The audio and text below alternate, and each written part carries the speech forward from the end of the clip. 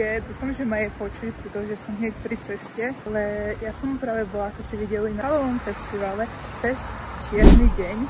Môžem sa pochváliť, že trošku zaflexím, že to organizuje moja kamarátka Airfryer a mali tam aj svoju kávu vlastnú, takže nezabudnite im dať follow.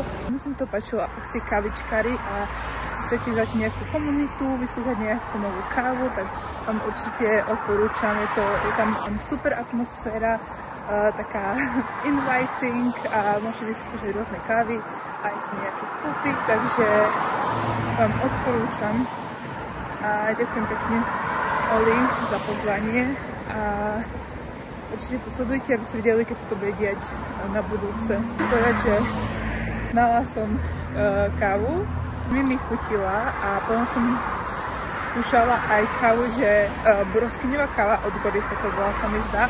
A úplne som bola prekvapená, že to chutilo veľmi dobre, tá broskyňová káva a mala aj také, že no nikdy som si nepredstavila, že broskyňovú kávu budem piť, ale akože mi to chutilo, takže crazy. V ten deň som sa bola pozrieť s kamarátkou aj v Primarku, či majú nejaké nové jesenné veci.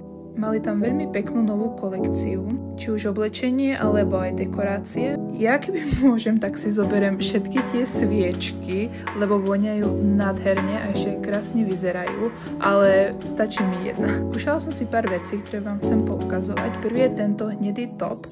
Bol z veľmi príjemného materiálu, ale nejako som si nebola ním istá. A potom som si skúšala tieto tmavé rifle, ktoré boli super, lenže majú nízky pás a to veľmi si nemyslím, že sedí mojej postave.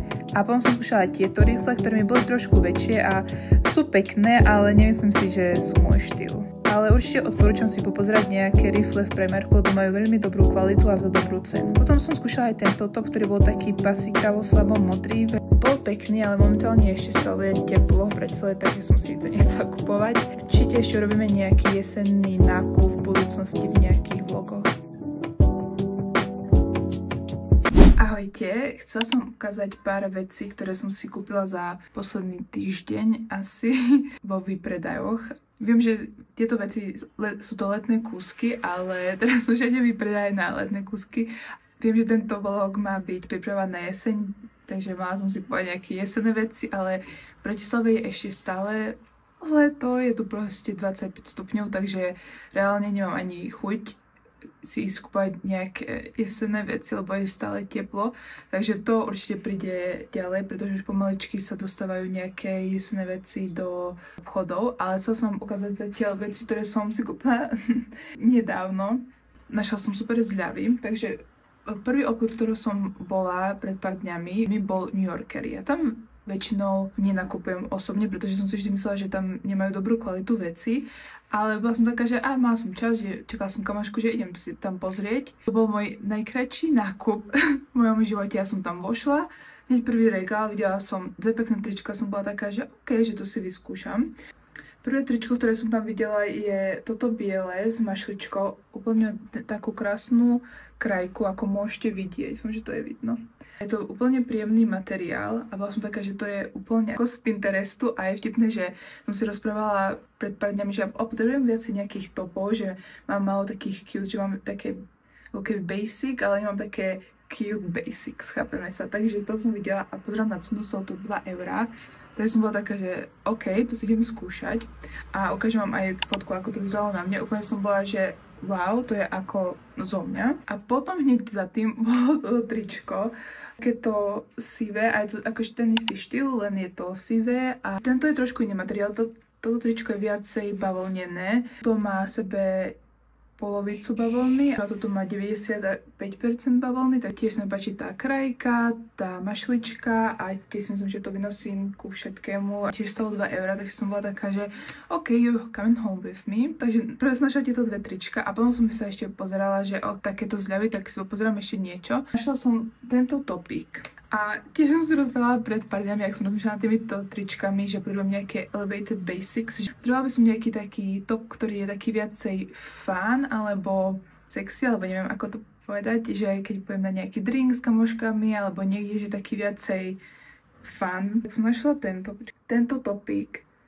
Ja keď som ho videla, Som bola taká, že dúfam, že mi bude sedieť, pretože už som takýchto topov skúšala viacej, ale nikdy mi dobre nesedia, keďže mám veľké prsia. Tak to potom nevyzerá dobre, že väčšinou potom vyzerajú nejaké topy dosť vulgárne. Vyskúšala a ešte som mala taký outfit, že úplne to k tomu vyzeralo dokonale a sedlo mi to ako uliate a tento stál topík 5 eur, takže za tento nákup som dala, že 9 eur, som bola úplne spokojná, že wow, to bol najkratší nákup v mojom živote, lebo to som vybrala, išla som do kabinky a bum, zaplatené. Takže sa teším, aj keď leto končí, ale sú také kusky, že to vynosím aj budúce leto, takže sa extrémne teším. Bola s kamoškou, ako ste mohli vidieť, v Primarku a majú tam dosť veľa zľav na letné veci, takže kúpila som si tieto šaty. Ja mám asi aj v nich video, takže vám to ukážem. Našla som tam, tieto šaty sú také dlhé a ukážem vám, ako si predstavujem v nich outfit úplne takéž na dovolenku, na francúzskej riviere, aj keď som nikdy na francúzskej riviere nebola, neviem kedy pôjdem, ale chápeme sa, že sú také voľné, vzdušné a perfektné na letné dni. Myslím si, že môžem ich ešte nejako trošku vynosiť aj v jeseni, keďže tam si nejakú koženku alebo niečo a bude to dobre vyzerať podľa mňa. Stali 7 eur, takže platí sa nakupovať v zľavách. Tieto veci sú také, ktoré som ako keby potrebovala, že ich nemám. Viem, že nemám reálne, že asi dvoje šaty, takže som potrebovala viacej si nakúpiť, aj keď sa blíži leto, som bola taká, že treba mi to, netreba, ale že to využijem budúci rok. Potom sme boli ešte znova v New Yorkeri, lebo kamoška videla, keď som si kúpila kúsky predtým, tak bola taká, že mne sa strašne to tričko páči, musím sa aj ja pozrieť. Že tie trička nemali pre ňu, ale kamarátka našla tieto šaty.